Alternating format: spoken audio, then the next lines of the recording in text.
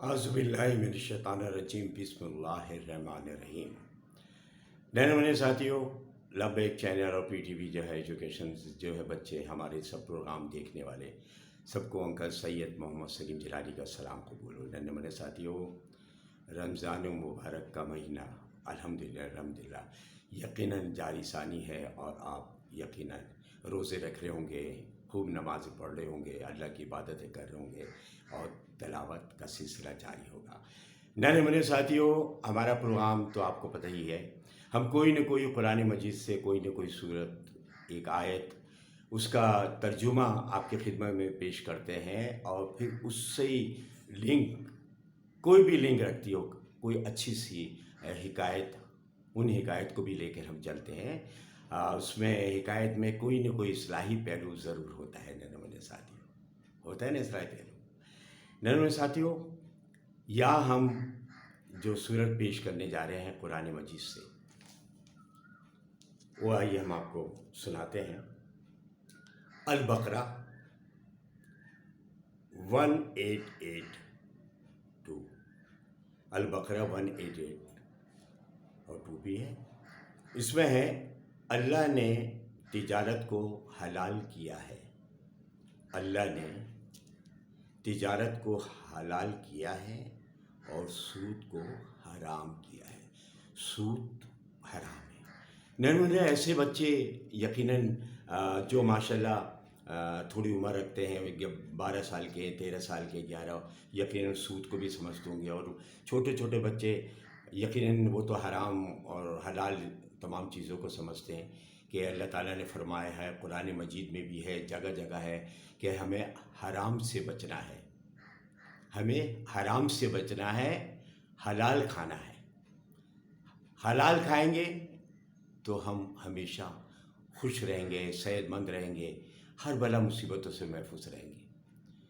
تو ہمیں حرام کے لیے منع کیا گیا ہے، جس میں حرام ننھے منھے بچوں وہ ہوتا ہے جس میں کسی کو دھوکہ دہی دی جاتی ہے، اور جو آپ پیسہ لگا رہے ہو وہ صحیح معنوں میں کام آپ کا جو لگنا چاہیے وہ نہیں لگتا ہے، اور اس میں ہیرا پھیری کرتے ہیں، وہ حرام خوری میں داخل ہو جاتی ہے۔ ہیرا پھیری، دھوکہ دہی کرتے ہیں، کسی سے کہتے ہیں کہ نہیں یہ اچھا ہے، نہیں کہ کسی سے کہتے ہیں یہ مال بہت اچھا ہے، یہ لے لو۔ کہیں ہم ناپ تول بھی کم بڑھتی کرتے ہیں، تو اس میں بھی حرام خوری ہو جاتی ہے۔ نئے ساتھی، بہت ساری چیزیں ہیں، بہت ساری چیزیں، بہت باریکیاں ہیں اسلام کے اندر، بہت باریکیاں ہیں۔ ہمارے حضور پاک صلی اللہ علیہ وسلم نے بھی خود کہا ہے رزق کے لیے حرام نہیں ہونا چاہیے، حلال، اور سود کو منع کیا۔ بہرحال اللہ ہی بہتر جانے، سود کے نام پہ نہ جانے کہ یہ سود نہیں ہے، اور بہت سے کام بھی چل رہے ہیں اور سود ہے بھی، کچھ نہیں کہہ سکتے، واللہ علم، اللہ معاف فرمائے۔ نئے ساتھیوں، یہاں جو آپ نے یہ صورت آپ نے دیکھی، اللہ نے تجارت کو حلال کیا ہے اور سود کو حرام۔ تو نئے ساتھیوں، اسی سے متعلق ہم ایک چھوٹی سی ایک حکایت مولانا رومی کی، حضرت سعدی رحمۃ اللہ علیہ کی، تاکہ اس سے لنک کرتی ہوئی ہوگی، تاکہ آپ کی کوئی اصلاح بھی ہو سکے، اور یہ حکایت آپ کے لیے دلچسپی کا باعث بھی بن سکے، ہے نا۔ تو وہ اس طریقے سے ہے کہ ایک بزرگ بہت دین اور اسلام کی طرف بہت راغب رہے، ان کا اپنا ایک کاروبار تھا، وہ کاروبار میں کبھی نہیں چاہتے تھے کوئی حرام خوری ہو، کوئی ہیرا پھیری ہو، کسی سے جھوٹ بول کے کوئی چیز بیچی جائے یا دی جائے۔ ان کے البتہ 1-2 ملازم تھے، تو انہوں نے 1-2 ملازم کو کپڑوں کے کچھ تھان دیے، کپڑے ہوتے ہیں نا، کپڑے جو سلتے ہیں، اس کے تھان دیے، اور کہا کہ یہ تھان، دونوں نوکروں سے کہا، ملازم سے، یہ تھان لے کے بازار جاؤ، اور بازار میں اس کو فروخت کر دینا، جو اچھے پیسے ملے لے آنا۔ جیسے ہی ملازم وہ تھان کو لے کے جانے لگتے تھے، ان تھانوں میں ایک تھان ایسا ہوتا ہے، فوراً ہی وہ بزرگ جو ہے روک لیتے ہیں اور کہتے ہیں سنو سنو سنو، مجھے یاد آیا، اللہ نے مجھے گناہ سے بچایا۔ ایک تھان میں خامی ہے، کوئی خرابی ہے، جب کوئی گاہک تم سے خریدے یا کوئی بھی خریدے تو اسے بتا دینا کہ کیا خامی ہے، کیا خرابی ہے اس تھان میں۔ ٹھیک ہے، وہ نوکروں کو خوب تاکید کر دی، جتا دیا۔ نوکر جو تھے ملازم خوشی خوشی بازار چلے گئے اور پھر ننھے ساتھیوں کیا تھا، بازار جا کے وہ تھان جو ہاتھوں ہاتھ بک گیا، کپڑے تھان بہت پسند کیے گئے اور اچھے پیسے مل گئے۔ وہ ملازم خوشی خوشی خوشی اپنے گھر لوٹ کر آئے، بہت خوش تھے کہ ہمارے تھان بھی بک گیا، پیسے بھی اچھے مل گئے۔ تو جب وہ پیسے بزرگ کو دینے لگے، کہا کہ جناب عالی ہمارے سارے تھان بک گئے، الحمدللہ الحمدللہ، اور پیسے بھی اچھے مل گئے۔ تو بزرگ نے کہا ہاں یہ بتاؤ تم لوگوں کو وہ خیال رہا کہ وہ کون سا تھان تھا جس میں کوئی نہ کوئی نقص تھا اور خرابی تھی، وہ بتا دیا جس کو تم نے بیچا؟ تو نوکر یعنی ایک دوسرے کو شکل دیکھنے لگے، کہنے حضرت حضور وہ تو ہم بھول گئے، ہمیں یاد ہی نہیں رہا، وہ تو فروخت کر دیا ہم نے۔ پھر کیا تھا بچوں، بزرگ کو بہت افسوس ہوا، بہت افسوس ہوا، کہنے لگے یہ تو بڑی دکھ کی بات ہے۔ اتنا افسوس ہوا، انہوں نے وہ رقم واپس نوکروں کو دے دیا اور کہا یہ غریبوں میں بانٹ دو۔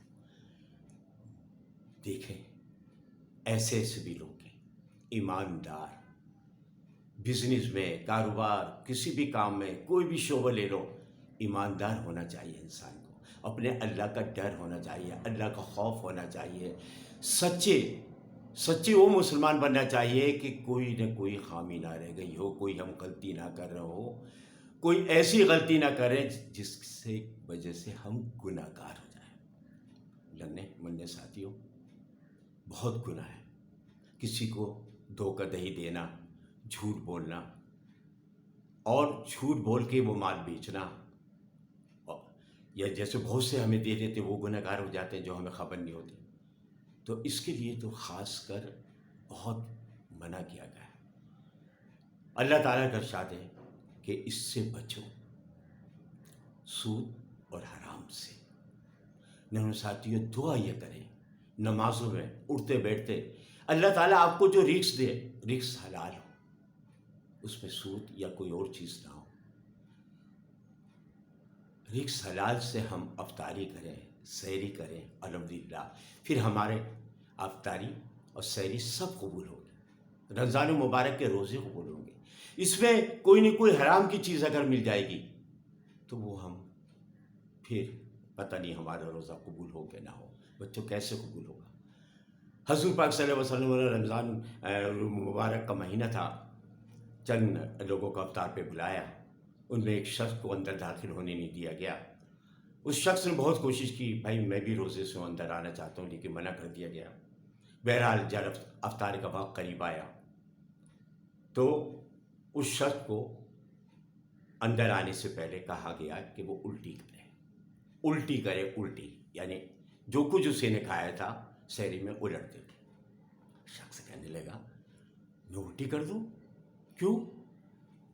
تو کہا گیا یہ ہم بعد میں بتائیں گے۔ بہرحال کسی نہ کسی طریقے سے اس نے الٹی کی اور آ کے پھر وہ دسترخوان پہ بیٹھ گیا افطاری میں۔ پھر یہ بتایا گیا کہ اس نے جو سحری کی تھی وہ حلال پیسوں سے نہیں تھی، وہ حلال سے غذا نہیں تھی، حرام تھی۔ تو انہوں نے ساتھیوں کتنی باریکی ہے، ہم غور کریں، ایک ایک چیز سے ایک ایک دانہ کھاتے ہیں، ایک ایک چیز لیتے ہیں، تو ہمیں ہر چیز کا بہت خیال کرنا ہے اور خیال رکھنا ہے تاکہ ہماری نمازیں اور وہ عبادتیں سب قبول ہو۔ ٹھیک ہے ننھے ساتھیوں، اب انکل سید محمد سلیم جلالی کو اجازت دیں، اللہ حافظ۔